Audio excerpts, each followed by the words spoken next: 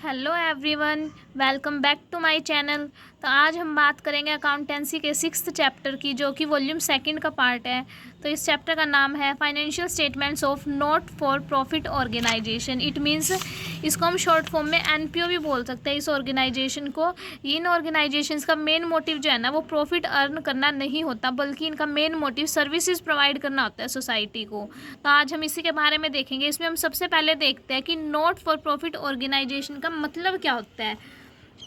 हमारे यहाँ पे कुछ ऑर्गेनाइजेशंस इंडिया के अंदर, जैसे कि कुछ ऑर्गेनाइजेशन ऐसी होती है जिनका मेन मोटिव प्रॉफिट अर्न करना नहीं होता, बल्कि उनका मेन मोटिव जो है वो सर्विसेज प्रोवाइड करना होता है मेंबर्स को और पब्लिक को। मेंबर्स मतलब जो नॉन प्रॉफिट ऑर्गेनाइजेशन के अंदर सदस्य हैं, मेंबर बने हैं, और पब्लिक मतलब जनरल पब्लिक, यानी सोसाइटी के अंदर जो लोग रह रहे हैं, उन सभी को सर्विसेज प्रोवाइड करना ही मेन मोटिव होता है नॉट फॉर प्रॉफिट ऑर्गेनाइजेशंस का।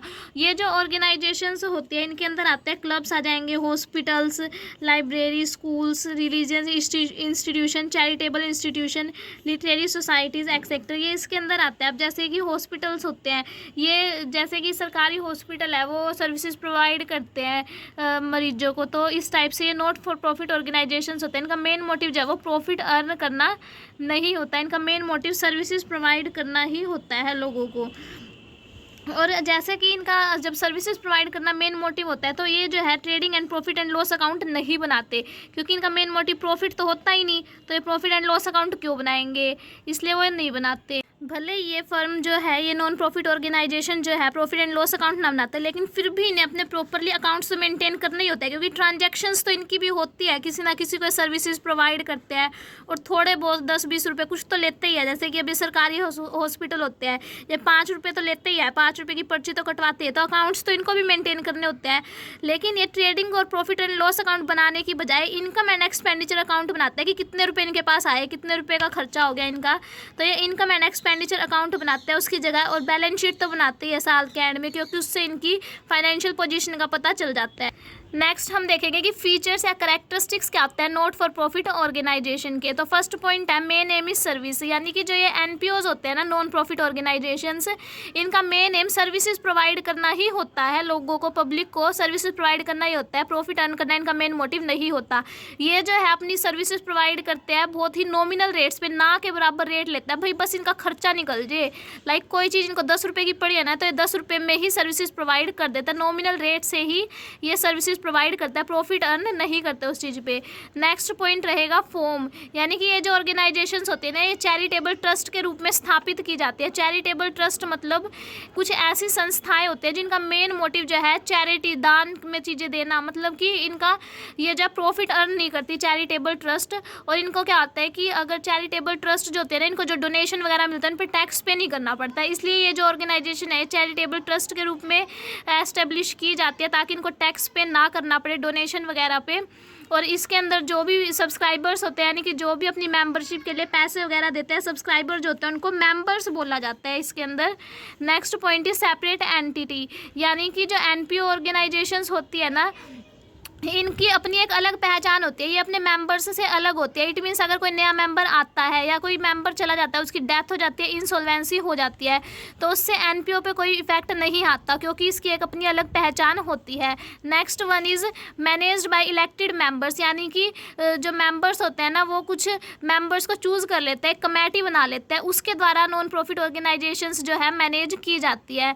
Next point is main sources of income, यानी कि जो एनपीओ है, इनको पैसे कहाँ से मिलते हैं, इनकी इनकम का सोर्स क्या है। तो first is subscription from there members, यानी कि जो भी सदस्य है, इसमें सदस्यता लेते हैं ना, मेंबर बनते हैं, वो सब्सक्रिप्शन पे करते हैं, यानी कि एक सदस्यता की फीस देते हैं कि भी हम इस फर्म के मेंबर हैं, तो उसके बदले में वो अपनी सब्सक्रिप्शन पे करते हैं। लाइक और डोनेशन मिल जाता है इन फर्म्स को, भाई ये अच्छा काम कर रहे हैं, लोगों की हेल्प कर रहे हैं, तो जो बड़े बड़े अमीर लोग होते हैं वो इनको डोनेशन दे देते हैं। Next point is financial assistance from government in the form of grant in aid, यानी कि इनको थोड़े बहुत पैसे जो है गवर्नमेंट से भी मिल जाते हैं, फाइनेंशियल हेल्प मिल जाती है गवर्नमेंट से।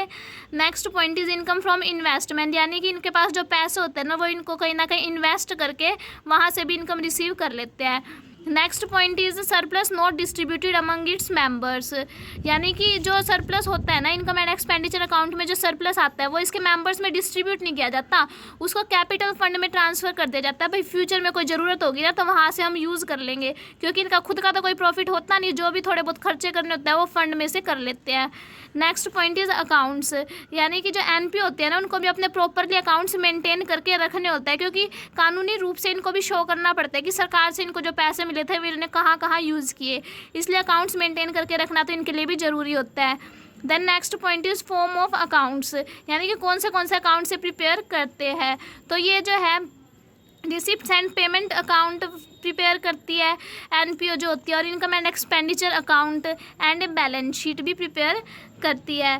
तो ये साल के एंड में प्रिपेयर करते हैं, फाइनेंशियल ईयर के एंड में। देन नेक्स्ट हमारा आज का टॉपिक रहेगा कि डिफरेंस क्या होता है नॉन प्रॉफिट ऑर्गेनाइजेशन और प्रॉफिट ऑर्गेनाइजेशन के बीच में। तो फर्स्ट पॉइंट है प्राइमरी मोटिव, जो नॉन प्रॉफिट ऑर्गेनाइजेशन होती है ना इसका मेन मोटिव सर्विसेज प्रोवाइड करना होता है, जबकि जो प्रॉफिट वाली होते हैं उनका मेन मोटिव प्रॉफिट अर्न करना ही होता है। कैपिटल वर्सेस कैपिटल फंड, तो नॉन प्रॉफिट ऑर्गेनाइजेशन जो होती है इसमें कैपिटल फंड बनाया जाता है, कैपिटल अकाउंट नहीं बनाया जाता, क्योंकि जो भी सरप्लस होते हैं ना उसको कैपिटल अकाउंट में कैपिटल फंड में ट्रांसफ़र किया जाता है, इसलिए इसमें कैपिटल फंड प्रिपेयर किया जाता है। लेकिन जो प्रॉफिट ऑर्गेनाइजेशंस होते हैं ना इसके अंदर पार्टनर्स के कैपिटल अकाउंट बनाए जाते हैं। देन नेक्स्ट पॉइंट है हमारा फाइनेंशियल स्टेटमेंट्स, जो नॉन प्रॉफिट ऑर्गेनाइजेशंस होते हैं, ये तो हमारा एनपीओ वाली साइड, ये तो हमारी एनपीओ वाली साइड, और ये प्रॉफिट ऑर्गेनाइजेशन वाली साइड। तो फाइनेंशियल स्टेटमेंट्स जो एनपीओ होते हैं ना वो फाइनेंशियल स्टेटमेंट्स में क्या क्या प्रिपेयर करते हैं, receipt and payment account, income and expenditure account और बैलेंस शीट, ये 3 अकाउंट बनाती है एनपीओ। लेकिन जो प्रॉफिट ऑर्गेनाइजेशन होते हैं वो manufacturing account, trading, profit and loss account और बैलेंस शीट बनाती है। नेक्स्ट पॉइंट है सरप्लस वर्सेस प्रॉफिट, यानी कि यहाँ पे इनकम एंड एक्सपेंडिचर अकाउंट जब हम बनाते हैं ना उसका जो नेट रिजल्ट शो होता है वो सरप्लस या फिर डेफिसिट में शो होता है। लेकिन जो यहाँ पे प्रॉफिट ऑर्गेनाइजेशंस जो trading, profit and loss account बनाता है उसमें जो रिजल्ट शो होता है उसको हम नेट प्रॉफिट या फिर नेट लॉस से डिनोट करते हैं। देन नेक्स्ट पॉइंट है डिस्ट्रीब्यूशन ऑफ प्रॉफिट, यहाँ पे जो है पार्टनर्स प्रॉफिट्स को, मेंबर्स जो होते हैं वो प्रॉफिट्स को डिस्ट्रीब्यूट नहीं करते, बल्कि जितना भी सरप्लस होता है ना उसको कैपिटल फंड में डाल दिया जाता है।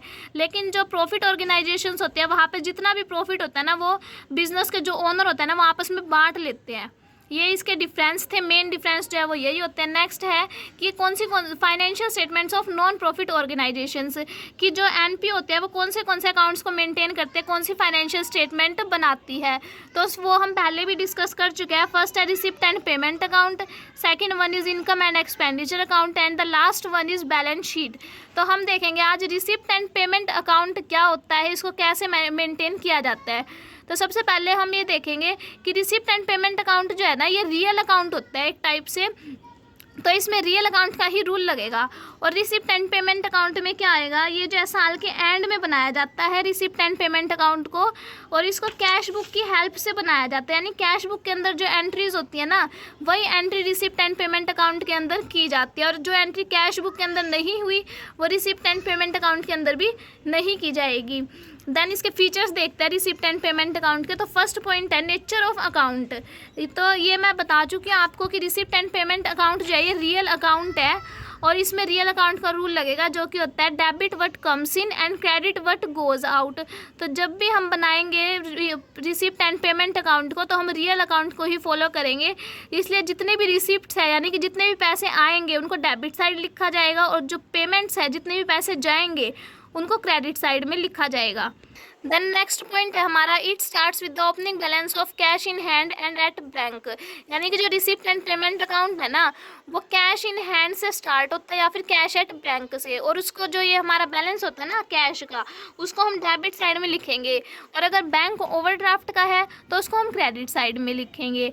देन नेक्स्ट पॉइंट है nature of items recorded on the debit side, यानी डेबिट साइड में कौन से आइटम्स रिकॉर्ड किए जाएंगे, सारी रिसिप्ट कि एनपीओ के पास जितना भी पैसा आया है ना वो सारा डेबिट साइड में लिखा जाएगा, चाहे वो रिवेन्यू नेचर का हो चाहे वो कैपिटल नेचर का हो। रिवेन्यू नेचर का मतलब जो हमें मिलता रहता है कंटिन्यू ईयर टू ईयर, लेकिन कैपिटल नेचर का यानी जो हमें एक बार मिल गया वो दोबारा नहीं मिलेंगे वो पैसे, तो चाहे कोई भी नेचर का हो वो दोनों रिकॉर्ड किया जाएगा डेबिट साइड पे, और चाहे किसी भी ईयर से रिलेट करता हो, जिस साल में मिला है ना उसी साल में रिकॉर्ड किया जाएगा।